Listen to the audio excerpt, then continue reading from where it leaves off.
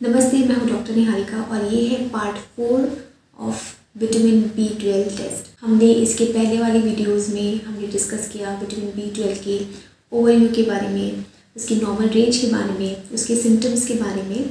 और आज की वीडियो में हम डिस्कस करेंगे कि विटामिन B12 की डेफिशिएंसी से आपको कौन कौन सी बीमारियाँ हो सकती हैं। तो मैं आपको सजेस्ट करूँगी कि आप इसकी जो पहले वाली वीडियोज़ हैं विटामिन B12 टेस्ट के बारे में, आप वो सारे वीडियोज़ भी देखिए। उसके बाद आप ये वीडियो देखेंगे तो आपको ज़्यादा अच्छे से समझ में आएगा। तो विटामिन B12 की डेफिशिएंसी से जो बीमारी होती है वो होती है मेगालोब्लास्टिक एनीमिया या पर्नीशियस एनीमिया। जो मेगालोब्लास्टिक एनीमिया होता है उसमें विटामिन B12 और फोलिक एसिड इन दोनों की कमी से जो RBCs होते हैं वो ठीक तरीके से नहीं बन पाते हैं। RBCs का जो DNA सिंथेसिस होता है वो इनहिबिट हो जाता है और जो RBCs होते हैं वो बहुत बड़े हो जाते हैं साइज़ में, और साइज़ में बड़े होते हैं उस वजह से उनका जो RBC काउंट है, जो नंबर ऑफ़ RBC सेल्स है वो कम हो जाते हैं और जो हीमोग्लोबिन होता है वो भी कम हो जाता है। तो जो हीमोग्लोबिन होता है ये ऑक्सीजन कैरियर होता है हमारी बॉडी में। हीमोग्लोबिन लंग्स में से ऑक्सीजन को लेके आता है और बाकी सारी जो हमारी टिश्यूज़ होती हैं और जो ऑर्गन्स होते हैं वहाँ तक ये ऑक्सीजन को पहुँचाता है। तो अगर हीमोग्लोबिन की कमी हो जाएगी, अगर RBC काउंट्स कम हो जाएंगे तो पूरी बॉडी को प्रॉपर ऑक्सीजन नहीं मिल पाएगा, जिसकी वजह से आपको एनीमिया हो जाएगा। एनीमिया होने की वजह से आपको हमेशा ही थकान लगेगी, आपको कमज़ोरी लगेगी, क्योंकि आपके जो टिश्यूज़ हैं और जो आपके ऑर्गन्स हैं वहाँ तक उनको प्रॉपर ऑक्सीजन नहीं पहुँच पाया।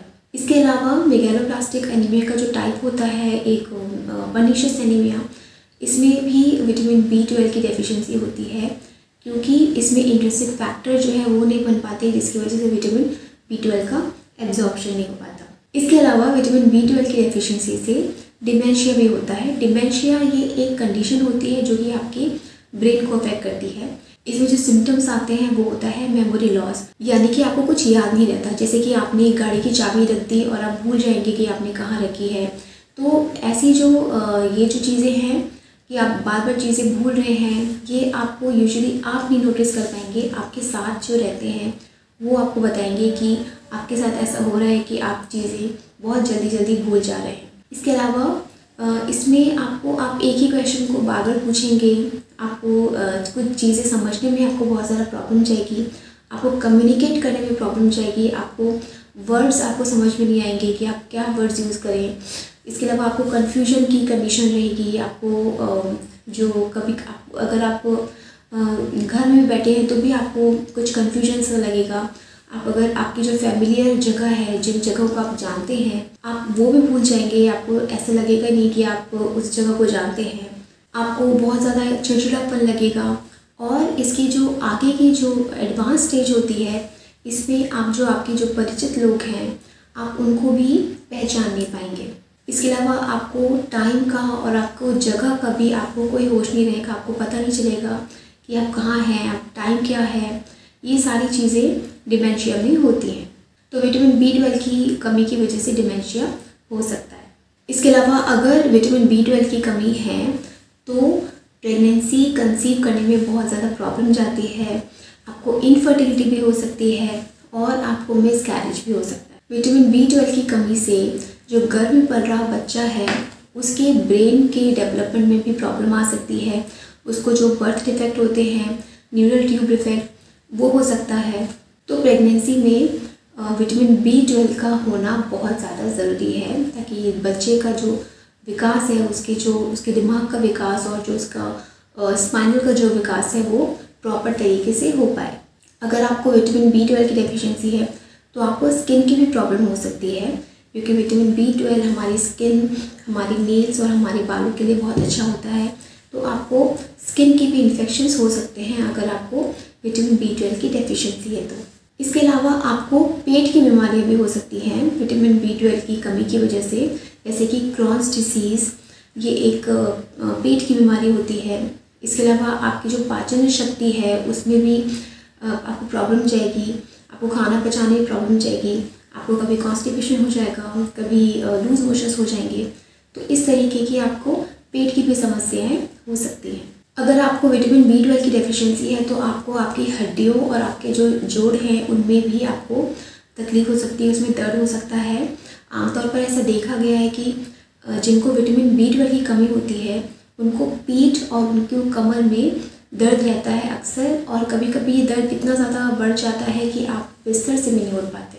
इसके अलावा अगर विटामिन B12 की डेफिशिएंसी है, विटामिन B12 की कमी है, तो आपके नर्वस सिस्टम को भी नुकसान पहुंचता है, आपका नर्वस सिस्टम भी डिस्टर्ब हो जाता है। विटामिन B12 की कमी से आपको मानसिक बीमारियों का भी खतरा बढ़ जाता है, आपको डिप्रेशन हो सकता है, आपको काफ़ी निराशा जैसी कंडीशन हो सकती है आपके साथ, आपका किसी भी काम में मन नहीं लगेगा, इस तरीके की आपको कंडीशन हो सकती है अगर आपका विटामिन B12 लेवल कम है तो इस तरीके से आपने देखा कि विटामिन B12 कितना ज़रूरी है हमारी बॉडी के लिए, हमारे ब्रेन के लिए, हमारे मेंटल हेल्थ के लिए, हमारी फिज़िकल हेल्थ के लिए। तो आपको विटामिन B12 के बारे में अवेयर हो जाना चाहिए, और आपको विटामिन B12 बेसिकली आपको अपनी डाइट में इंक्लूड करना चाहिए। जो विटामिन B12 रिच फूड्स हैं, जैसे मैंने आपको बताया मिल्क, सोया, चीज़, योगर्ट, ये जो सारी चीज़ें हैं, फोर्टिफाइड सीरियल्स, ये सारी चीज़ें आप अपनी डाइट में इंक्लूड करें। और अगर आपको थोड़े से भी आपको कुछ लक्षण आते हैं, आपको लगता है कि विटामिन B12 की कमी हो सकती है आपको, तो आप अपने लेवल ज़रूर चेक कराएं। और अगर आपका विटामिन B12 का ट्रीटमेंट ऑलरेडी चल रहा है तो आपको अपना टेस्ट रिपीट कराना चाहिए, ये चेक करने के लिए कि आप जो सप्लीमेंट्स ले रहे हैं उससे आपका जो विटामिन B12 का लेवल है वो कितना बढ़ा है। तो अपने विटामिन B12 लेवल को मॉनिटर हमेशा आपको करते रहना चाहिए। तो ये था हमारा आज का वीडियो। आई होप कि आपको हमारा वीडियो अच्छा लगा हो। अगर आपके कोई भी सवाल है तो आप हमसे नीचे कमेंट बॉक्स में पूछ सकते हैं। अगर आप ऐसे ही इन्फॉर्मेटिव वीडियोस देखना चाहते हैं तो आप हमारे चैनल को सब्सक्राइब कर सकते हैं। अगर आप किसी अच्छे लैब के बारे में जानना चाहते हैं तो आप नीचे डिस्क्रिप्शन बॉक्स में चेक कर सकते हैं। अगले वीडियो में हम डिस्कस करेंगे विटामिन B12 इंजेक्शन के बारे में।